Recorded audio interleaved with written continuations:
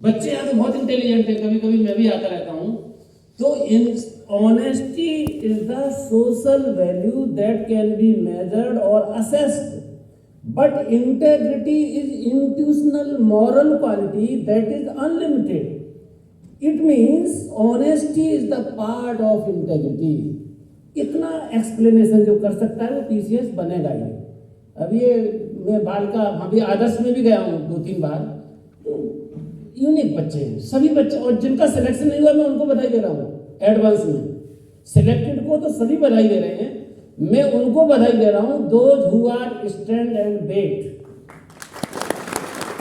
They are not to trade, but they have inculcate some little more values to get success.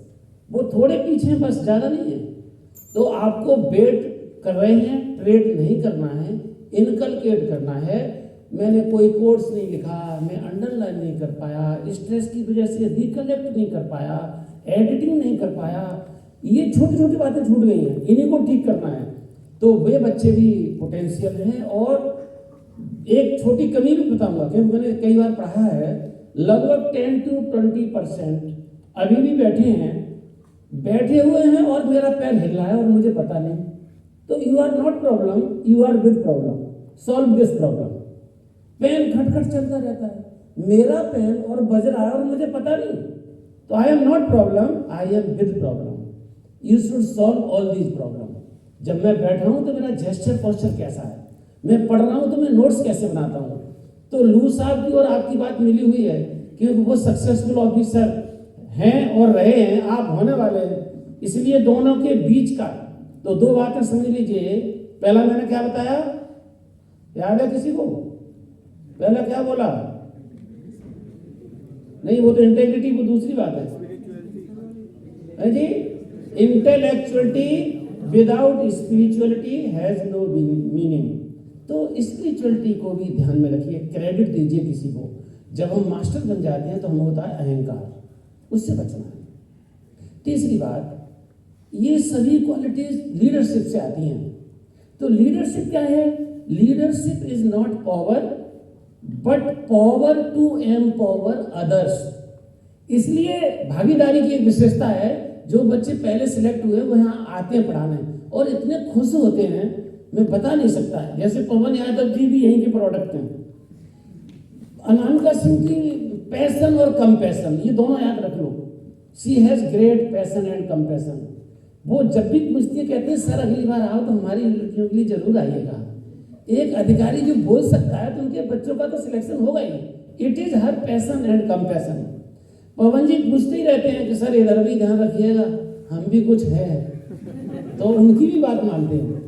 ऐसी बातें भागीदारी में जो different हमें ब्लेसिंग्स मिल रही हैं. कृतिका सिंह जी स्माइलिंग है क्योंकि ये फंड्स को स्लो नहीं करती हैं. शी ग्रोज फंड्स फॉर भागीदारी. तो जिस भागीदारी में इतनी भागीदारी है तो समझ लीजिए उसमें सबकी जिम्मेदारी है और सफलता अवश्य है. यू साहब से सीख लीजिए.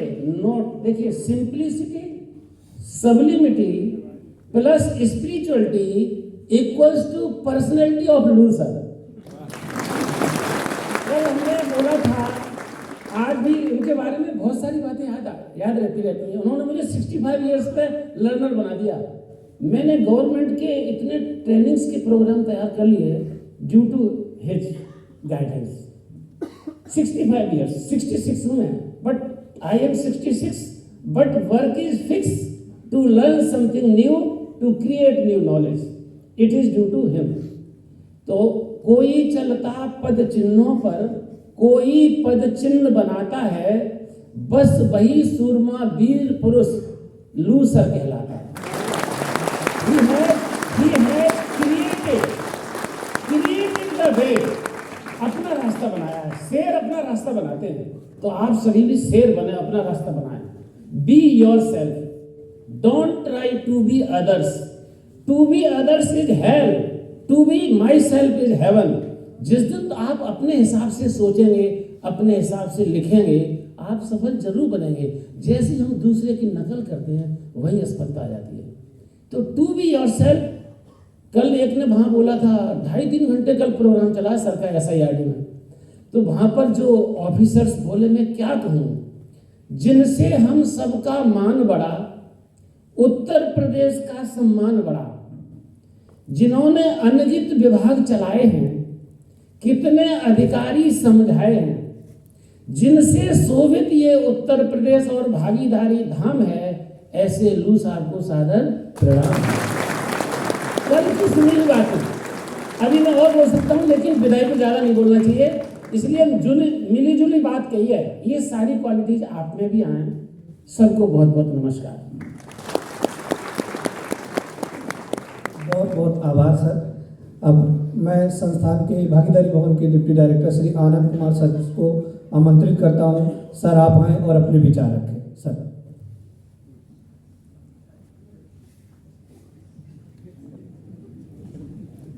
धन्यवाद। आज कार्यक्रम में उपस्थित माननीय मंत्री जी, सेवानिवृत्त अपर मुख्य सचिव साहब और सभी वरिष्ठ मंचासीन अधिकारी, साथी अधिकारी गण और भागीदारी भवन और आदर्श कोचिंग सेंटर के प्रतियोगी छात्र छात्राओं, आज हम सफलता पर चर्चा कर रहे हैं।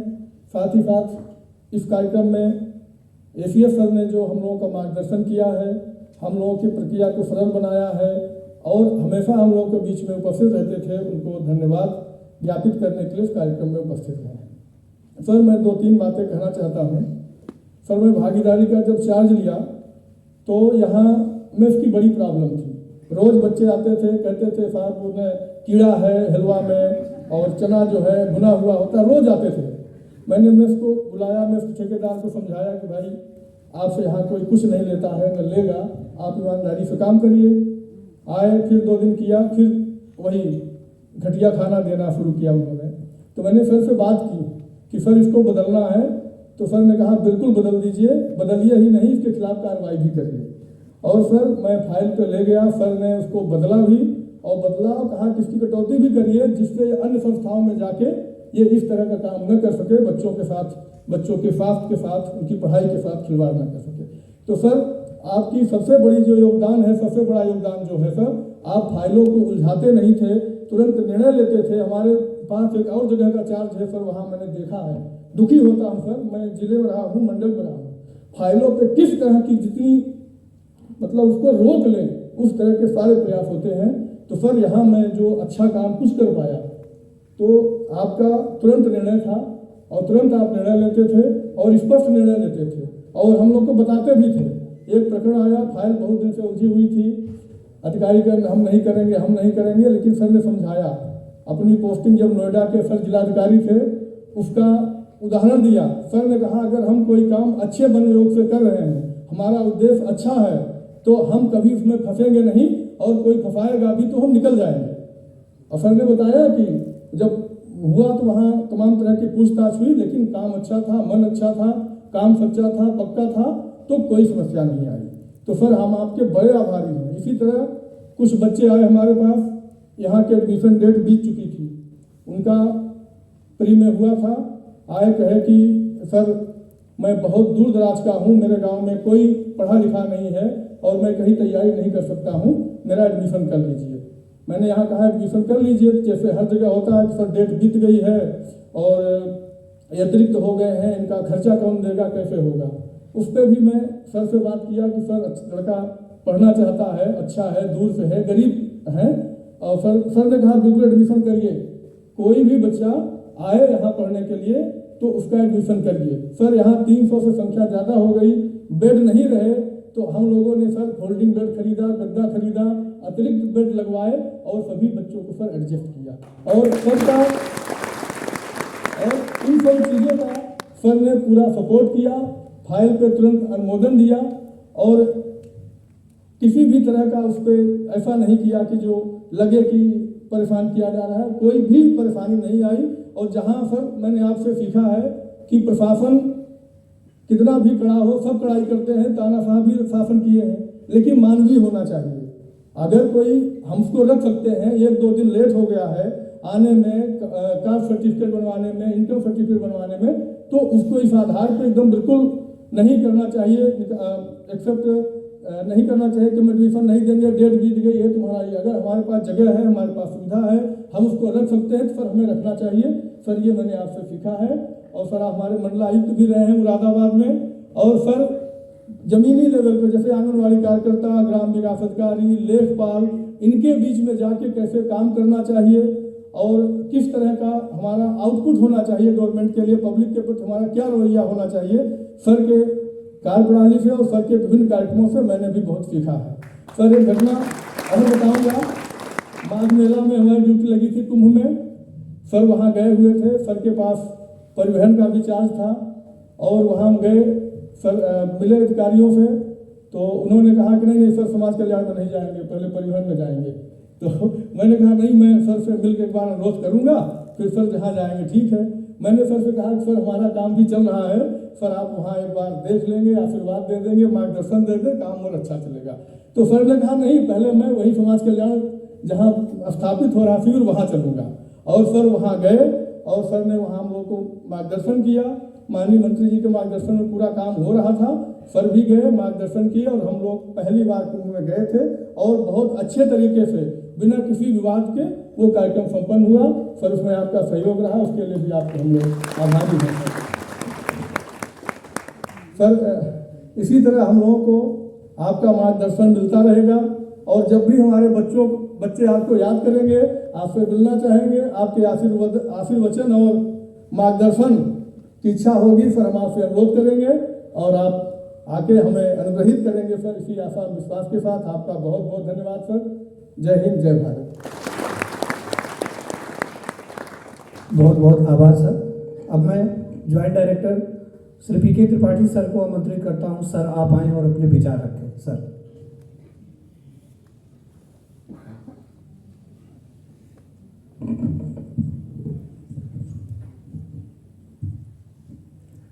मंचासीन आदरणीय मंत्री जी, आदरणीय एसीएस सर,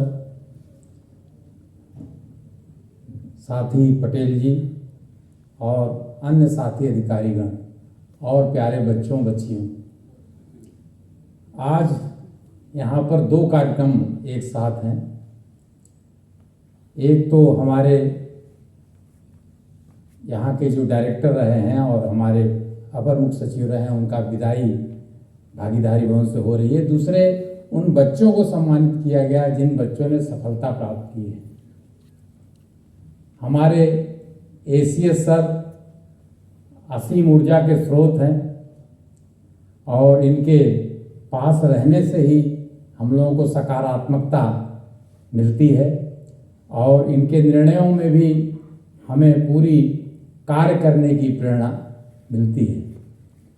कोचिंग एक अलग विषय है और इसमें ऐसा अधिकारी होना चाहिए जो निरंतर प्रेरित करे या खुद प्रेरित हो। और इसमें हमारे माननीय मंत्री जी जब से इस विभाग में आए हैं, निश्चित रूप से बहुत सारे कायाकल्प के साथ कोचिंग को बहुत प्रेरणा मिली है, असीम प्रेरणा मिली है, ये मैं कह सकता हूँ। क्योंकि 2 साल मैं सर कोचिंग देखा, मुझे ऐसा लगता है कि कोचिंग में लोग कहते हैं कि इसे संड करके वहाँ भेज दिया गया, ऐसा भावना लोगों की आती थी। लेकिन ये कुछ बच्चे यहाँ पर मेरे साथ के भी हैं, जैसे प्रगति है, तो हम लोग सर बहुत वहाँ पर बहुत आनंद लिए, बहुत इन बच्चों के साथ बड़ी मेहनत परिश्रम करने में बड़ा आनंद आता था। जहाँ पर खाने की समस्या है, खाना तो ये बच्चे सब समझदार हैं, खुद ही सही कर लेते हैं। ये अपना आपका ही काम है, वो आप जैसे जैसे बताएंगे वो सब सही होता रहेगा। और खाना कभी और रहना, मैं एक बात सर इन लोगों से जरूर कहता था कि खाना के चक्कर में ज़्यादा मत फंसो, खाना सही मिलना चाहिए, खाने की क्वालिटी सही होनी चाहिए। खाने के चक्कर में ज़्यादा फंसोगे तो आप रह जाओगे। मैं सर एक बात और बताता था कि मैं इलाहाबाद में 10 साल रहा हूँ और 6x10 के कमरे में अपना जीवन बिताया है। तो ये सब आप लोग इतने बढ़िया संस्थान में, और देखिए कितना बढ़िया लगातार होता चला जा रहा है। ये हमारे माननीय मंत्री जी और अपर प्रमुख सचिव के निर्देशन में ये सब हुआ है। आगे और प्रेरणा मिलती रहेगी। हम लोग निश्चित रूप से सर आपको आश्वस्त करेंगे कि और बढ़िया हम लोग करते रहेंगे। हमारे जो बच्चे हैं आज 10, 12, 15, 20 निकले हैं, कल 50 निकलेंगे। निश्चित रूप से आप जो है जितनी परिश्रम करेंगे, जितना सही दिशा में परिश्रम करेंगे, निश्चित रूप से वो सफलता मिलेगी। परिश्रम आपका होगा और श्रेय हमको भी मिलेगा। इस बात की हमें भी खुशी प्राप्त होगी। निश्चित रूप से आप जो लोग रह गए हैं इस बार, वो अगली बार निश्चित रूप से सफल होंगे। हमारे अपर मुख्य सचिव सर कई विभागों में लगातार प्रेरित करते रहते थे। कर्मयोगी का आपने बहुत अच्छा संचालन किया, बहुत अच्छी ट्रेनिंग प्रोग्राम सर चले। अभी सर आज ही ये निर्देश मिला है कि उपाम में ट्रेनिंग प्रोग्राम किया जाए, तो सर मैं उसको बना के रखूंगा, निश्चित रूप से आपका निर्देशन लूंगा। इन बच्चों को और जो हमारे आने वाले अधिकारी हैं या जो हम लोग काम करते हैं, निश्चित रूप से हर वक्त हर समय नए चीज़ों को सीखते रहने से निश्चित रूप से हमारे जो कार्यकलाप हैं उनसे आगे बढ़ने में, आगे जाने में मदद मिलेगी। और हम ऐसे विभाग से जुड़े हैं जहां पर कि संवेदनाओं से जुड़ने का और मानवता से संबंध रखने का बहुत बड़ा कार्य करने का हमें मौका दिया गया है। ये मौका हर किसी को नहीं मिलता, हर किसी को ये मौका नहीं मिलता।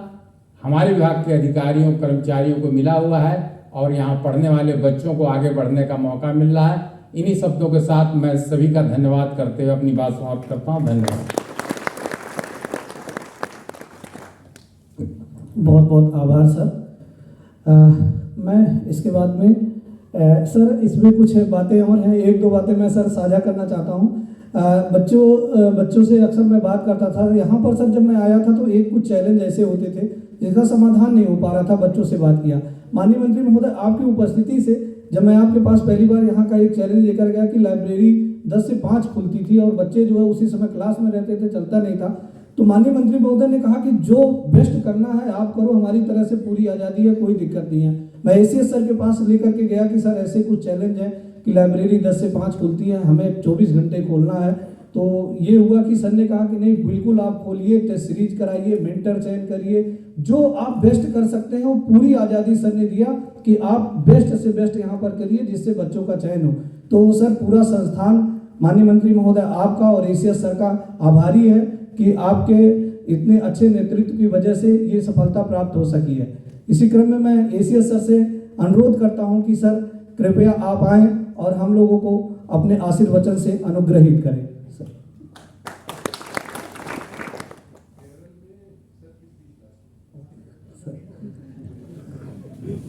सर सॉरी सर, मुझे जानकारी नहीं।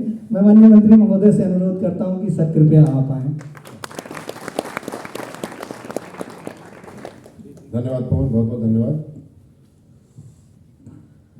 आप मेरे बच्चे की तरह सिखाना मेरा काम है। फेयरवेल में परंपरा के अनुसार जिस अधिकारी का, जिस व्यक्ति का फेयरवेल है वो अंत में बोलते हैं। तो आदरणीय वेंकटेश्वर जी सर का नाम यद्यपि घोषित कर दिया गया, पर मैं अनुमति हो सर तो पहले कुछ अपनी बात रख लूँ, फिर आपका आशीर्वाद हम सब प्राप्त करेंगे। बड़ा सुखद संयोग आज है, एक और कार्यक्रम विदाई का भी है और एक और कार्यक्रम बधाई का भी है। ये समय चक्र या सेवा का समय चक्र का इससे सुंदर संयोग नहीं हो सकता कि हमारे एक साथी इतनी लंबी सेवा करके आज सेवानिवृत्त हुए हैं और हमारे नए साथी आज से सेवा शुरू कर रहे हैं, शुरू करने की तैयारी कर रहे हैं। क्या खूबसूरत संयोग है ये। हमारे बच्चों के लिए भी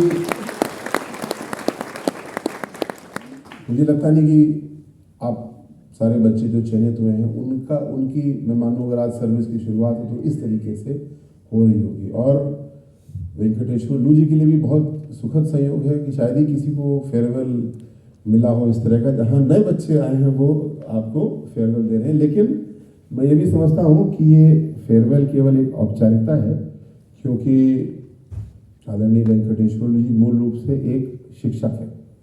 हमेशा अध्ययन करते हैं, क्योंकि अध्ययन करते हैं तो सिखाने का कुछ होता है और सिखाने को औपचारिक अनौपचारिक तरीके से हमेशा रखते हैं। मेरा अनुरोध होगा श्री वेंकटेश्वर जी से और पवन जी आपसे, आनंद आपसे, सभी लोगों से कि सर का सहयोग भागीदारी भवन के लिए भिन्न भिन्न रूप से आगे भी अनुरोध हम लोग करते रहेंगे। मुझे विश्वास है सर इसको स्वीकार करेंगे और हमारे बच्चों को आगे बढ़ने के लिए निदेशक के रूप में नहीं तो एक शिक्षक के रूप में, प्रशिक्षक के रूप में आपकी उपस्थिति के लिए हम लोग अनुरोध करेंगे और मुझे आशा है कि आप उसको स्वीकार भी करेंगे। आदरणीय श्री भगवत पटेल जी, मंचासीन सर, आपका बहुत बहुत स्वागत। आदरणीय पी.के. त्रिपाठी जी, आनंद जी, अनामिका, पवन, सभी लोग का बहुत बहुत स्वागत। मेरा बहुत सौभाग्य वेंकटेश्वर जी का और मेरा साथ शुरू हुआ 2003 में जनपद सिद्धार्थनगर से। मैं एसपी पोस्ट होकर के गया और सर वहाँ पे पहले से डीएम थे। डीएम और एसपी का घर एकदम आमने सामने है, दरवाजा बिल्कुल। तो मैं सुबह अपना नाश्ता वाश्ता करके जैसे ही ऑफिस के लिए तैयार हूँ तो सर का फ़ोन आता था कि कहाँ है। मैंने कहा बस निकल रहा हूँ, तो बोलो साथ ही चलते हैं। तो फिर मैं आ जाता था और फिर मुझे करीब 1 हफ्ते तक डबल नाश्ता रोज करना पड़ता था, एक अपने घर का और फिर एक मैडम के हाथ का बहुत ही अच्छा दक्षिण भारतीय भोजन। तो मेरे 1 हफ्ते में समझ आ गया कि मुझे सुबह अपने घर पे नाश्ता नहीं बनवाना है क्योंकि अभी 10 मिनट बाद फ़ोन आएगा और फिर दूसरा नाश्ता मुझे करना ही होगा और बहुत ही स्वादिष्ट होगा, बहुत प्यार के साथ होगा। तो ऐसे ही प्यार की शुरुआत 2003 में सर के साथ जरूर शुरू हुई। एक और रिश्ता था जो कि सर आपने भी नोटिस किया होगा। सर डीएम उत्तरकाशी थे, मैं एसपी टिहरी गढ़वाल था। तो ऐसे छोटे छोटे जिले होते हैं ना, तो उस समय पे शायद अभी भी होगा, उनका अखबार एक ही होता है, तो वो लोकल पन्ना जो छपता है, तो मैं एज एसपी टिहरी सर की खबरें पढ़ता रहता था। उसमें वेंकटेश्वर लू या कई बार केवल लू आपके हेडलाइन में होता था। तो मुझे बड़ी खुशी होती थी कोई हमारा जिलाधिकारी इतना सक्रिय हो सकता है, वो भी उत्तरकाशी जैसे डिस्ट्रिक्ट में। और अब मैं समझता हूँ और भी ज़्यादा सौभाग्य कि आज जब सर का सेवा काल समाप्त हो रहा है तो हमारा फिर से साथ है। लेकिन मैं समझता हूँ केवल ये मील का पत्थर है, हम लोग के काम करने की श्रृंखला आगे और रहेगी, अलग अलग रूप में रहेगी, ऐसी मैं कामना करता हूँ। जो आज की चर्चा है, मैं योगी जी का दिया हुआ शब्द बार बार दोहराता हूँ, ये कोचिंग, अभ्युदय कोचिंग, भागीदारी कोचिंग, ये सब चेन रिएक्शन है। जो काम अपनी कोचिंग में होता है किसी प्राइवेट कोचिंग में नहीं हो सकता, क्योंकि हम लोग जो सफल कैंडिडेट्स हैं उन्हीं को बुला लेते हैं आपके गाइडेंस के लिए और आपके उत्साहवर्धन के लिए। जो सफल कैंडिडेट्स हैं वो प्राइवेट कोचिंग में बहुत ही सीमित रूप में जाते हैं, बल्कि नहीं जाते हैं। अपने यहाँ जब हम इंटरव्यू की तैयारी कराते हैं तो ऐसे लोग हम लोग ला पाते हैं जो इंटरव्यू में ही बैठे होते हैं। हाँ, वो अब इंटरव्यू में नहीं बैठ रहे होते हैं क्योंकि ये कॉन्फ्लिक्ट ऑफ इंटरेस्ट होगा, गलत होगा कि वो वहाँ इंटरव्यू में बैठे और यहाँ पे कोचिंग में भी बैठे। तो लेकिन जिसके पास इतना गहरा अनुभव है उनको ला पाते हैं, तो हमारी कोचिंग इसलिए अलग ही आयाम पे चलती है। ये सब इसलिए है कि जो बाबा साहब ने कल्पना की थी, समाज में विषमताएं हैं, उन विषमताओं को कम करने के लिए हम सब मिलकर काम कर रहे हैं। सरकार बहुत सारा योगदान कर रही है, लेकिन जब तक विषमताएं हैं, और शायद कुछ विषमताएं हमेशा रहेंगी, हम लोग कोशिश करेंगे और कम करो और कम करो। जो विषमताएं हैं उसमें अवसर की विषमता नहीं होना चाहिए, सबके पास समान रूप से अवसर होना चाहिए। और जो बच्चे अभी बोल रहे थे, आप पवन जी की तारीफ कर रहे थे, पाठी जी की, रामिका की, आनंद की, वो बहुत धन्यवाद उसके लिए। लेकिन असली तारीफ के काबिल आप हैं, क्योंकि मेहनत आपने की। दाल आपको कैसी मिल रही है ये अच्छी मिलनी चाहिए, नहीं तो बीमार पड़ जाएंगे निश्चित रूप से। लेकिन हमारी पढ़ाई कैसी हो रही है, और कुछ स्ट्रक्चरल निर्णय हमारे होने थे जिसका बहुत बुरा प्रभाव था। ये इसलिए कह रहा हूँ क्योंकि जो बच्चे सिलेक्ट हुए, जो नहीं हुए, अभी आगे जल्दी सिलेक्ट होंगे, आपको प्रॉब्लम सॉल्वर बनना है, समस्याओं को हल करना है। अपने यहाँ शिक्षकों को 200 रुपये घंटा देने का प्रावधान किया गया था, तो 200 रुपये घंटे में 200 रुपये घंटे वाला ही मिलेगा। जैसे ही उसके आगे एक जीरो लगा दिया गया तो बेहतर हो गया। मार्केट रेट अगर बढ़ गई है अब तो उसको और बढ़ा दिया जाएगा, क्योंकि ये कोचिंग, ये सुंदर ऑडिटोरियम, ये हॉल, ये सब नहीं है। कोचिंग केवल हमारे शिक्षक हैं, हमारे टीचर्स हैं। आनंद, रामिका, पवन, त्रिपाठी जी वहाँ पे बताइएगा। मैं चाहूँगा कि हमारा जो टीचर्स का फीडबैक सिस्टम है उसको और मजबूत किया जाए। जो अच्छे टीचर्स हैं उनको हम लोग और आमंत्रित करें, जो अच्छे हैं उनको और अच्छा करने के लिए भी हम सिस्टम बनाएं। हम ऐसा ना सोचें केवल ये फ्रीलांस टीचर हैं, आते हैं चले जाते हैं, उनको हम लोग को इस प्रकार बढ़ने का मौका देना चाहिए, और जो अच्छा नहीं कर पा रहे हैं उनको सुधार का मौका दें और फिर उनको हटाएंगे। आप लोग करते हैं इस काम को, लेकिन इसको और जितना मजबूती से, यानी गुणवत्ता नियंत्रण जितना अच्छा होगा उतना बेहतर होगा।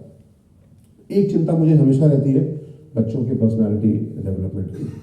मैंने पिछली बार चर्चा भी की थी कि हम लोग सप्ताह में एक दिन एकदम प्रॉपर इंटरव्यू वाली अटायर में रहें, सूट ना पहने लेकिन शर्ट पैंट पहने, काला जूता पहने, दाढ़ी बना के आए, बाल वाल कटवा के आए। मुझे ऐसा होता हुआ दिखा नहीं अभी तक, लड़कियों की बात नहीं करो। आनंद हुआ ऐसा? नहीं हुआ, ठीक। ये क्यों कह रहा हूँ मैं, कल मेरे एक बैचमेट हैं, आईबी में है, इंटेलिजेंस ब्यूरो में, वो लखनऊ आए हुए हैं और ACIU 2 सब इंस्पेक्टर के इक्विवेलेंट पद होता है जिसके इंटरव्यूज चल रहे हैं। कोई आप में से दे रहा है या कोई साथी दे रहा है? ठीक, हाथ नीचे, धन्यवाद। हो गया तुम्हारा इंटरव्यू? नहीं अभी? कहाँ पे है? लखनऊ में, बहुत अच्छा। तो उन्होंने एक बड़ी सेंसिटिव बात कही। उन्होंने कहा कि मैं दिल्ली में भी इंटरव्यू देख रहा हूँ और भी जगहों पे देख रहा हूँ, लखनऊ में देख रहा हूँ। तो उन्होंने कहा कि लखनऊ के जो कैंडिडेट्स हैं इनकी पर्सनालिटी में निश्चित रूप से कमी है। मुझे सुन के बहुत दुख हुआ, लेकिन दुख का उसको स्वीकारना होगा कि किसी व्यक्ति की बात नहीं कर रहे थे, वो एक समूह की बात कर रहे थे। और अगर हमारी पर्सनालिटी किसी वजह से कम पड़ जा रही है तो कोई हमको ग्रेस मार्क्स तो देगा नहीं, हमारे नंबर कम हो जाएंगे।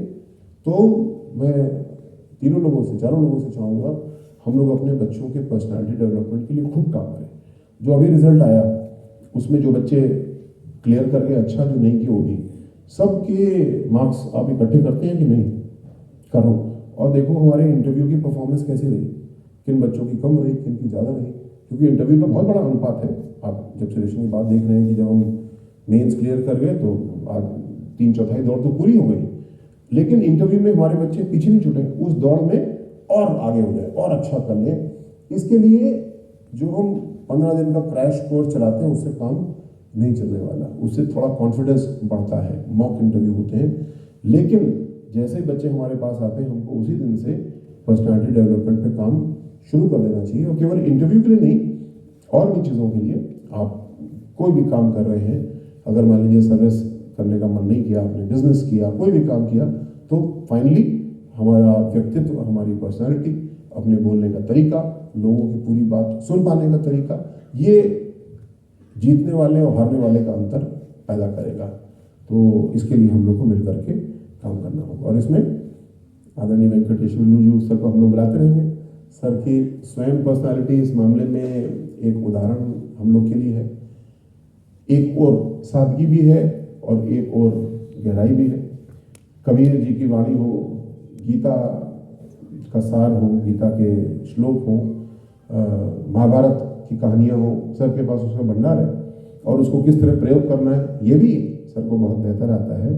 तो सर के जुड़े रहने से मुझे विश्वास है कि हम लोग आगे बढ़ेंगे और आदरणीय वेंकटेश्वर जी के चरित्र से ये भी हम सब सीखें। मैं आपको बच्चों से जितनी बार भी इंटरेक्शन होता है ये बात जरूर याद दिलाता हूँ, हम लोग इस परीक्षा के माध्यम से बड़े आदमी बनने के लिए नहीं जा रहे हैं। हम परीक्षा पास करके तो हम लोग बड़े आदमी नहीं बने, हम प्रशासक बने, हम सेवक बने, क्योंकि ये बीमारी बहुत गहरी है हमारे समाज में। लोग सिलेक्ट हो जाते हैं तो सिलेक्ट होते ही सोचते हैं कि हमने VIP हो गया। जो कल तक खराब लग रहा था या यूँ कहूँ कि ईर्ष्या हो रही थी, वही काम हम खुद करना शुरू कर देते हैं कि कोई सिपाही आकर के दरवाज़ा खोलेगा, दौड़ के हमारा सलूट बजेंगे, सलामी होगी, लोग खड़े हो जाएंगे, हम लोग को खड़ा रखेंगे। नहीं, ये सब भाव हमारे नहीं है। मुझे विश्वास है हमारे बच्चों में न आज है न भविष्य में कभी आएंगे। हम लोग ने सेवा का रास्ता चुना है, सेवा करेंगे। VIP या बड़ा आदमी, बड़ी औरत बनने के लिए हम लोग यहाँ पे न आए हैं न कभी इस दौड़ में रहेंगे, बल्कि इसको सुनियोजित तरीके से खत्म करेंगे। ये ऊंच नीच का भाव जो हमारे मन में है उसकी वजह से हम लोग करते हैं। हम लोग समानता के भाव के साथ काम करेंगे और हमेशा इसी तेजी के साथ आगे बढ़ेंगे। प्यारे बच्चों को बहुत सारी शुभकामनाएं। आदरणीय वेंकटेश्वर जी को मेरी ओर से बहुत सारी शुभकामनाएं, मैडम को बहुत सारी शुभकामनाएं। इस कार्यक्रम में यदि हमें आमंत्रित करना चाहिए था, उनसे हम क्षमा मांगेंगे बाद में, और मिल करके काम करने का रास्ता और आगे खुला रहेगा। मैं ऐसी शुभकामनाएं देता हूँ, धन्यवाद ज्ञापित करता हूँ। बहुत बहुत आभार।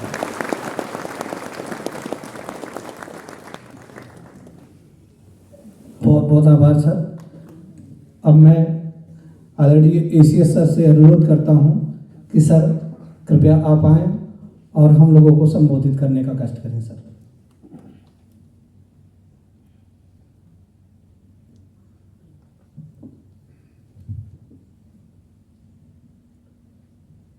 सभी सम्मानित साथियों,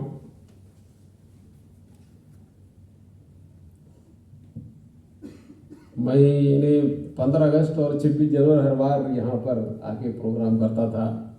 15 जनवरी और 15 अगस्त और 26 जनवरी को जब मैं आया हूँ तो मेरे साथ आप लोग कितने लोग शामिल थे? हाथ उठाए।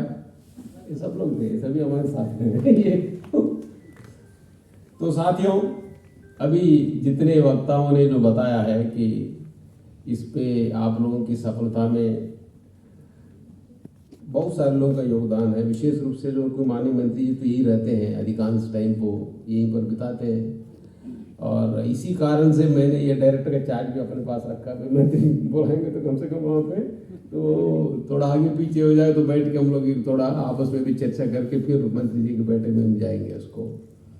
तो मैंने एक बार कहा भी था माननीय मंत्री जी से, देखिए ऑल सेड एंड डन, मैंने बहुत बार आप लोगों से कहा था कि हमारे सौभाग्य है कि हमारे लिए एक पढ़े लिखे मंत्री मिले हैं। हालांकि बहुत सारे लोग भी क्योंकि ये बहुत डिसिप्लिन है और आप जैसे इसी कॉम्पिटिटिव एग्जाम के माध्यम से ही आए हैं और आपका दर्द भी समझते हैं। अभी जो सेलेक्ट हुए थे वो लोग भी बोल रहे थे कि मैं भी अपना जीवन याद कर रहा था कि मैं भी आप जैसे गांव से मैं आया हूँ, मैं भी खेतों में काम करता था। मैं बहुत बार भगवान से बहुत प्रार्थना किया कि भगवान अभी ये खेतों में मुझे काम करना अच्छा नहीं लग रहा है कि मुझे जो है अब इससे छुटकारा लेनी है। बहुत बार भगवान से प्रार्थना किया है कि इसमें खेतों में काम करने से मुक्ति मिलेगा तो मैं जिंदगी भर आपके प्रति शुक्रगुजार रहूँगा और मेहनत करता रहूँगा। तो ये मुझे हमेशा खसोड़ता है कि इसलिए मैं सही काम भी करना चाहिए, पूरी ताकत के साथ काम करना चाहिए। फिर मर के जाएंगे, भगवान पूछेगा अरे नालायक तुम बहुत रो रहा था, तब मैंने तुमको थोड़ा वहाँ से निकाला है और तुम कैसे आपने इस तरह की आप भूल गए हो। आप ये हम एक्सप्लेन करने की स्थिति में होना चाहिए। हम सोच रहे भाई यहाँ पर जजमेंट होता है, क़यामत बोलते हैं इसका। तो जो हम लोग वफादारी बोलते हैं ना कि आप सही आपने संकल्प लिया, वादा किया, इसको आखिरी तक निभाना चाहिए। इसको मुझे नहीं पता है कि 100% निभाए नहीं निभाए, बीच बीच में हमारा भी मन भटकता है, लेकिन फिर मुझे याद आता है कि भाई भगवान से लात खाना पड़ेगा। तो जब जाएंगे इतना रो रो के तुम यहाँ से निकले हो, ये बात सबको याद रखना चाहिए कि सभी लोग एग्ज़ाम की तैयारी करते वक्त तो बहुत सिंसियरिटी, बहुत कमिटमेंट के साथ करते हैं। फिर जिंदगी में आने के बाद माया का ऐसे बहुत प्रभाव होता है, माया का बहुत बड़ा प्रभाव है। तो इस माया के प्रभाव से मुक्त होकर करना चाहिए। बहुत सारे लोग माया के प्रभाव तो स्टूडेंट लाइफ में भी रहते हैं, तरह तरह की माया का प्रभाव है। और आप सभी लोग यहाँ पर आए तो कंपैरेटिवली आप लोग बेटर लोग हो, बिल्कुल सही है। और अभी बहुत सारे वक्ताओं ने बोले कि आप जितनी कठिनाई से गुजरते हुए यहाँ पर पहुँच गए हैं, फिर आपकी जिम्मेदारी है कि जहाँ भी आप रहेंगे आप अपने लेवल से कितना सपोर्ट नए लोगों को कर सकते हो। जो ग्रामीण क्षेत्र में जो लोग रह रहे हैं, जो बहुत सारी सुविधाओं से वंचित है। हम लोगों का अभी 2-3 दिन पहले प्रोग्राम था, माननीय मुख्यमंत्री जी भी यही कह रहे थे कि आप लोग जो अभ्युदय और ये भागीदारी का जो पूर्व परीक्षा की तैयारी की व्यवस्था है, जितनी माननीय मंत्री जी ने उस मीटिंग में बोले थे माननीय मुख्यमंत्री के सामने कि हमारी इस बार इतनी हमारी प्रगति है, तो लेकिन इसकी पोटेंशियल बहुत है। और जो सेलेक्ट हुए हैं उनको ज़्यादा जिम्मेदारी लेना पड़ेगा। ये केवल इतना ही नहीं, जेई नीट के भी जो बच्चे सेलेक्ट होते हैं उनको भी जिम्मेदारी है कि भाई बाकी जो पीछे है उनको कैसे आगे ले आया जाए। ये जब तक इस तरह की भावना रहेगी कि मुझे दूसरों को मदद करना चाहिए, ये बहुत बड़ी चीज़ है। मैं पढ़ता था हमेशा, मेरे साथ, मैं चूँकि गांव में पढ़ता था, जब मैं इंजीनियरिंग भी कर रहा था मेरे साथ हमेशा जो 20-25 बच्चे साथ में पढ़ते थे, कोई हाई स्कूल करने वाला हो और नीचे हो, आके बीच बीच में भैया ये बताइए मैं बताता रहता था। तो हमारे घर वाले बोलते थे तुम क्या यहाँ पर पूरा जो है ये भीड़ सजा रखा है। बट लेकिन ये हमको नहीं पता था कि भाई उनको मदद करने से भगवान जो है हमको उठा के IAS बना देगा। यहाँ पर हर एक व्यक्ति को प्रगति करने के लिए स्वयं भी तपस्या करना पड़ता है और बहुत सारे लोगों का दुआएं भी लगती है। ये करने से होता है। बहुत सारे लोग सोचते रहे हमारा क्यों टाइम वेस्ट करेंगे, दूसरों को मदद करेंगे तो मेरा थोड़ा कम हो जाएगा। ऐसी बात नहीं है। ये बहुत बड़ी अलौकिक तत्व भी काम करता है जिंदगी में अलौकिक तत्व काम करते हैं। हम लोग दूसरों की, लेकिन सिंसियरिटी होना चाहिए। दो व्यक्ति आपको टाइम बर्बाद करने आ रहा है, डिसिप्लिन नहीं है, तो उनके साथ टाइम बिताने की जरूरत नहीं है। लेकिन जो सिंसियर है, थोड़ा वास्तव में आपकी बात सुनना चाहते हैं, तो उनको गाइडेंस भी देना चाहिए, तो मदद भी करना चाहिए।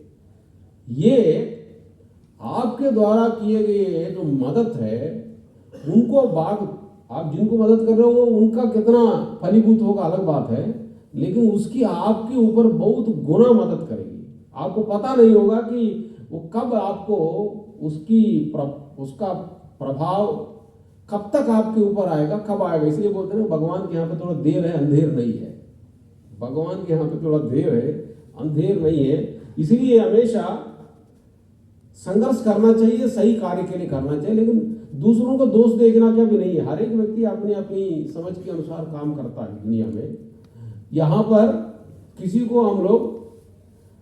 किसी को नीचा नहीं देखना चाहिए, किसी को गलत भी नहीं समझना चाहिए। कबीर साहब बोलते हैं कि जग में वैरी कोई नहीं, जो मन शीतल हो अपनी आपा को डार दे, प्रेम करे सबको। सारी समस्या अपने अहंकार का है। अपने अहंकार हटा दो, अपनी बुराइयों को हटा दो। जग में वैरी कोई नहीं, जो मन शीतल हो। अपने मन को ठीक रखना चाहिए, लेकिन संग्राम भी करना चाहिए। मैं बोलता हूं यहाँ पे संसार में संग्राम है। सभी को अपने हिस्से का संग्राम करना चाहिए, क्योंकि ये ना सोचते हुए कि भाई कौन आपके खिलाफ खड़ा है। इसलिए अभी माननीय मंत्री जी बोल रहे हैं ना, हम लोग शास्त्रों से सीखना चाहिए। अर्जुन बोलता है कि ये मेरे गुरु खड़ा है, मेरे दादा खड़ा है। कृष्ण भगवान बोला कि कोई भी खड़ा है, यदि आप समझ रहे हो अधर्म के खिलाफ खड़ा है, अधर्म के पक्ष में क्या है, भले अपना है, उसके खिलाफ संग्राम करना ही है। वहां पर तो मरना और मारने की बात है, हमको उतना नहीं है, लेकिन विरोध तो करना ही चाहिए। घर में हो या बाहर हो, जहां आपको लगा, लेकिन विरोध करने की सलीका भी सीखना चाहिए। डरना नहीं चाहिए। हर एक व्यक्ति को थोड़ा बहुत सफर करना सीखना चाहिए। हम हमेशा सोचते हैं यार भगवान तुम तो खेतों में मजदूरी कर रहे थे, और क्या बिगड़ेगा मेरा, और क्या बिगड़ सकता है, किसी से भी लड़ जाए और क्या बिगड़ेगा। खेतों से मजदूरी करने वालों को उठा के भगवान ने IAS बना दिया, तो और क्या होगा। ये हिम्मत के साथ काम करना चाहिए, तो और प्रेम के साथ करना चाहिए, अपना ही समझ के करना चाहिए, संग्राम करना चाहिए जीवन में। तभी उसकी व्यक्ति की, मैं हमेशा सोचता हूं कि आपकी जीवन की सफलता क्या है। जीवन की सफलता है कि आदमी निर्भीक होकर, निश्चिंत होकर बैठ के सो जाए। मैं बहुत बार मेरी पत्नी उठाती है, मैं ऐसे ही पढ़ते पढ़ते भी सो जाता हूँ, ऐसे सोचते सोचते सो जाता हूँ। उनके अंदर जब व्यक्ति सही कार्य करता है, कम से कम अपनी समझ के अनुसार सही करता है, बिना डर के करता है, उनके अंदर निर्भीकता होती है, निर्भयता होती है। ये हमेशा सच्चाई के साथ देने पर एक अलौकिक तत्व प्रकट होता है। सभी लोग इसको एहसास कर सकते हैं, क्योंकि अधिकांश लोगों को ये रहस्य ना पता होने से बाहर की चीजें इकट्ठा करते रहते हैं। बाहर की पद प्रतिष्ठा कुछ भी बाहर इकट्ठा करिए, ये नश्वर चीजों से व्यक्ति की लक्ष्य नहीं मिलता है, नश्वर चीजों से नहीं मिलता है। नश्वर चीजों को सदुपयोग करके एक स्थायी चीज, एक ही स्थायी चीज है इस प्रकृति में, एक ही स्थायी, सारी नश्वर चीजों के बीच में एक ही स्थायी है, एक ही परमानेंट है। There is only one thing which is permanent in existence, अस्ति आत्माराम है मनमाया कथनास्ति या की परक लही यदा बीजक गुरु को अस्ति। अस्ति आत्माराम है, कोई एक ही आत्माराम है, ये मन और माया से निर्मित नहीं है। ये सारे संसार सब चीजें माया से या मन से निर्मित है, एक ही चीज है जो मन और माया से निर्मित नहीं है। उसके प्रति सद्भक्ति रखते हुए हर एक व्यक्ति को सही काम करना चाहिए। आप यदि शिक्षा दिए, ईमानदारी से पढ़ाई करना चाहिए। आप जिस लेवल पर पोजीशन में हो तो उस पोजीशन का न्याय करना चाहिए और अपनी बिहेवियर को भी ठीक करना चाहिए। यहाँ पर किसी के प्रति भक्ति का बहुत बड़ा सूत्र मैं आप लोगों को बता दूं कि हम लोग सोचते हैं कि भक्ति मीन्स मंदिर में जाना, मस्जिद में जाना, बाहर जाना, ये प्रतीकात्मक है। असली भक्ति क्या है?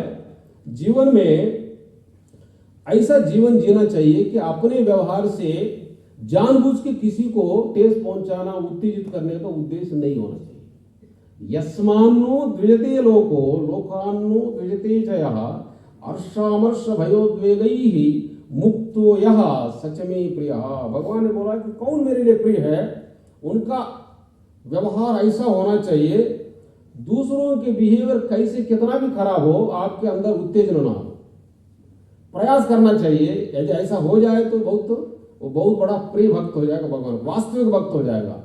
बाहर किसी की व्यवहार से आपके अंदर इतना आपके अंदर टॉलरेंस होना चाहिए, इतनी आपके अंदर सहिष्णुता होनी चाहिए, दूसरों के बिहेवियर से आपके अंदर उत्तेजना ना उत्पन्न हो। मीन्स आप रिएक्ट ना करें, रेस्पॉन्ड करने की ताकत होनी चाहिए। सोच समझ के जितना आवश्यक है उतना बोले और अपने भी ऐसा व्यवहार नहीं करना चाहिए कि दूसरों के अंदर उत्तेजना उत्पन्न हो। बोलने का ढंग, व्यवहार करने का ढंग ये तभी होगा जब अपना समझेगा सभी को। यहाँ पर कोई पराया नहीं है, यहाँ पे सब अपने हैं। सभी लोग थोड़ा थोड़ा गलती करते हैं, थोड़ा अच्छा ही है। तो हम भी बहुत सारी गलती की है और कर भी रहे हैं, तो ये सोचते हुए किसी का, लेकिन जहाँ गलत होता है तो विरोध जरूर करना चाहिए। अकेले भी करना चाहिए और संगठित होकर भी करना चाहिए। बाबा साहब ने बोला कि भाई मूल सूत्र यही है, शिक्षित बनो और संगठित बनो और संघर्ष भी करिए। व्यक्ति अकेला भी करना है, समूह भी बना के भी संघर्ष करना है जहां पर अन्याय होता है। संगठन अन्याय करने के लिए नहीं, अन्याय के विरोध करने के लिए करना है। वही संगठन, वही व्यक्ति, वही संस्था की वास्तव में मूल्य है जो समझे न्याय क्या है, अन्याय क्या है और अन्याय के खिलाफ संघर्ष करे। यदि ये संग्राम यदि नहीं करता है तो उनका जीवन बेकार है। तो आप सभी लोग, जितने लोग आप लोग सेलेक्ट हुए हैं, हमें माननीय मंत्री जी ने भी आपको सुझाव दिया कि ये हम लोग यहाँ पर आके बहुत बड़ा बिजनेसमैन बनना नहीं है, बड़ा बनना नहीं है। वैसे भी बड़े आदमी, मतलब ये बहुत बड़ा गलतफहमी है लोगों में। बड़ा ये समझना वही बड़ा है जो व्यक्ति सच्चाई के साथ है। आदमी समझ नहीं पाता कि पद से, पैसे से हम देखते हैं कि बहुत बड़े बड़े अधिकारी, बहुत बड़े बड़े नेता, बहुत बड़े बड़े व्यापारी यदि रहस्य को नहीं समझते हैं तो बहुत पश्चाताप के साथ मरते हैं। हम भी रिसर्च करते हैं, आप लोग भी जाकर रिसर्च करिए। बहुत बड़े बड़े अधिकारी, बहुत बड़े बड़े नेता और बहुत बड़े बड़े व्यापारी, जो व्यक्ति सच्चाई के रास्ते पर नहीं चलता तो भगवान उसका प्राण खींच लेते हैं, सूख के मरते हैं। ये तो आप चाहते हो आप जहाँ घूमते रहे तो रिसर्च करके आइएगा। मरने के कगार पर जो खड़े बड़े बड़े लोग, जिनके पास सारे भूत बंगले दिखते हैं, वहां पे भूत दौड़ते हैं वहां पे, क्योंकि ये कोई बच नहीं सकता। यहाँ पे ये बोलते ना कि भगवान के यहाँ थोड़ा देर है, अंधेर नहीं है। ये पूरी प्रामाणिकता के साथ जीवन जीना चाहिए, ये समझते हुए और संग्राम करना चाहिए। तो मैं चाहता हूं कि आप सब लोग पढ़ाई करते वक्त पढ़ाई करना चाहिए। ये भी बहुत बड़ा है। मैं आरिस वारंगा में पढ़ता था, मेरे बैचमेट, मेरे साथ जो रूममेट थे वो नक्सलाइट थे और हमको रोज पढ़ाते रहते थे कि भाई अब तो हम लोग संग्राम करना चाहिए। मैंने बोला कि ये टाइम नहीं है संग्राम करने का, हर एक का टाइम होता है।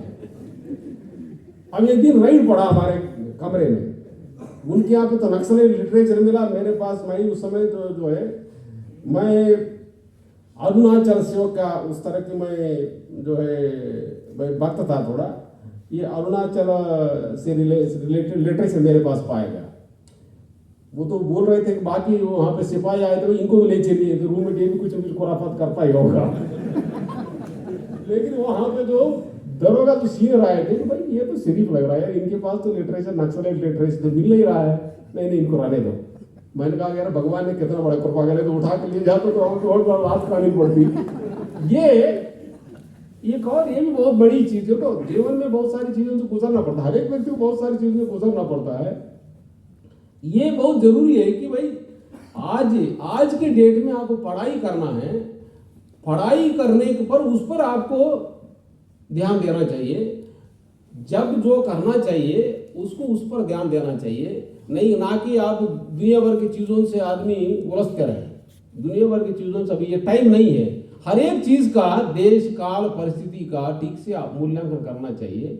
महापुरुषों ने जो जो बताया है, हो सकता है कि आजादी का आंदोलन के टाइम में ये हो सकता है कि उस तरफ धर्म हो, भले भी स्टूडेंट हो, उसके खिलाफ लड़ाई लड़ना चाहिए। आज तो मतलब डेमोक्रेसी है, हमारे इलेक्टेड गवर्नमेंट चल रहे हैं। कुछ कमियां होगा तो जो बड़े लोग हैं, मल्टी पार्टी डेमोक्रेसी है, जिनको डील करना डील करेगा, तो आपका काम नहीं है इस समय। एक और बात बिल्कुल अच्छा बोले आनंद जी और पवन, ये सब लोगों ने आपको मदद किया, ये बहुत इनिशिएटिव इन्हीं लोगों ने लिया। हम लोगों ने, हम और माननीय मंत्री जी ने थोड़ा उसको सपोर्ट किया है। आप सब लोग बहुत इसी तरह की अच्छी भावना के साथ आगे बढ़े। जितने लोग अभी सेलेक्ट हुए, बहुत सारे लोगों को आपको सबको बहुत बहुत बधाई। और जो पीछे हैं और एग्जाम देख के आगे बढ़ना चाहे तो आप बढ़िए, कोई लेकिन आप संतुष्ट होते हुए बढ़ते रहिए। ये मत सोचिए कि अभी जो अर्जुन आके बोल रहा था ना, मैं बाद में आके यहाँ पर मैं IAS होके खड़ा हो जाऊंगा। खड़े भी हो सकते हैं, क्योंकि हमने बहुत सारे लोगों को देखा है कि एक बार एक रैंक आया, सोचते होंगे कि अगले बार बहुत अच्छा रैंक आएगा, लेकिन सोचने से नहीं होगा। उसकी आपको बहुत बड़ी तपस्या भी करना पड़ता है, कुछ आपकी किस्मत भी होती है। बहुत बार एक बार अच्छा इंटरव्यू में आया, दूसरे बार और कम आता है, बहुत तैयारी करने के बाद ही।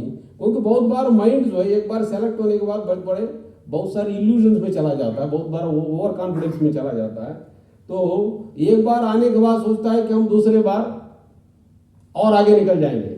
जब मैं जब एग्जाम दिए थे, पहली बार हमारा मेंस क्लियर नहीं हुआ, और हमारे साथ बहुत सारे लोगों का IPS मिल गया, IRS मिल गया, और फिर दूसरी बार बैठे। सब लोग सोचते हैं इस बार ही IAS निकल जाएगा, अगले बार उसको और नीचे आ गया, IRPS और नीचे पे आ गया, हमारा तो सेलेक्ट हो गया IAS में। ये कोई गारंटी नहीं, कोई एक बार सेलेक्ट यदि हो गया है, अगले बार और ऊपर चला जाएगा। ये जरूरी नहीं है कि इस बार बिल्कुल नहीं हो, अगले बार पूरा छलांग मार दें। यहाँ पे बहुत सारी चांस फैक्टर्स है और मेहनत का भी है, मेहनत भी और चांस फैक्टर। इसलिए ये मत सोचिएगा कि जो लोग सेलेक्ट नहीं हुए तो अरे वो तो सेलेक्ट हो गया तो आगे इस बार नायब तहसीलदार से सब कलेक्टर बन जाएगा, ऐसा कोई गारंटी नहीं है। आप जिनको सिलेक्शन नहीं हुआ वो भी सीधे कहीं पे भी पहुंच सकता है, लेकिन मेहनत सिंसियरिटी के साथ करिए और आपस में एक दूसरे को मदद भी करते रहिए। और ये सभी लोग और अच्छे ढंग से माननीय मंत्री जी के मार्गदर्शन में करते रहेंगे।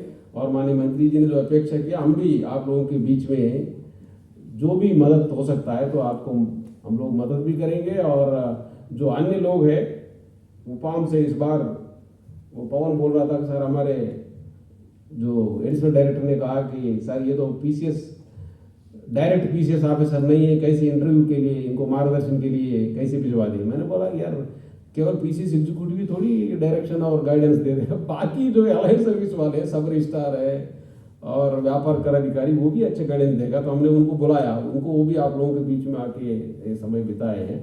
तो ये और अभी शाखे साहब ने बहुत अच्छी बात है, बहुत क्रिएटिव व्यक्ति है। इमेजिन करिए 65 ईयर्स में 66 में कितनी बड़ी ऊर्जा है उनके अंदर। तो आप सभी लोगों के अंदर भी ऊर्जा होनी चाहिए, खान पान ठीक रखना चाहिए, बिल्कुल ठीक है। बहुत ज़्यादा अधिक खाना, अंडसंड खाना ये ठीक नहीं है, और लेकिन खाना की क्वालिटी ठीक हो, ये उसके लिए संघर्ष ना करना पड़े, ये बहुत जरूरी है। ये अच्छा किया हमारे आनंद जी और पवन मिल के आपको संघर्ष करने नहीं दिया है कि आपको जितना संभव है उतना आपको मदद किया। ये सब माननीय मंत्री जी के मार्गदर्शन और नेतृत्व में हुआ है। और हम सब लोग मिलकर आने वाले दिनों में जो माननीय मुख्यमंत्री जी ने अपेक्षा किया है और इसको प्रयास करना होगा। और मेरी तरफ से मैं आउट ऑफ द सिस्टम जो मेरी तरफ से जो मदद हो सकता है तो मैं भी करूंगा। और हम सब लोग मिलकर इस अमृत काल में विकसित भारत बनाने का और विकसित उत्तर प्रदेश बनाने का बहुत बड़ा व्यापक प्रयास चल रहा है। इसमें हम लोग अपनी भी प्रगति करते रहेंगे और समाज की प्रगति के लिए भी पूरे स्वच्छ मन से, पूरे मनोयोग से इसमें योगदान देंगे।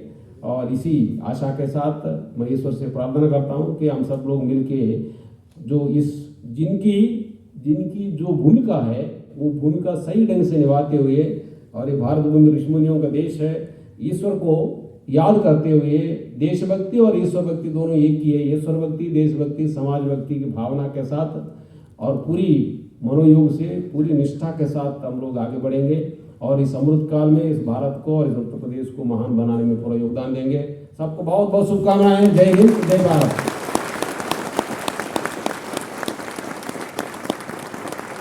बहुत बहुत आभार सर। मैं माननीय मंत्री महोदय, आदरणीय एसीएस सर, सभी वरिष्ठ अधिकारीगण, सभी का हृदय से आभार व्यक्त करता हूं अपना बहुमूल्य समय देने के लिए। मैं सभी साथियों से अनुरोध करता हूं कि बाहर हाई टी की व्यवस्था है, आप कृपया सभी लोग लाइन में लग करके आप लोग हाई टी करने के बाद ही जो है आगे जाएंगे। बहुत बहुत आभार सर सभी उपस्थित होने के लिए। Thank you.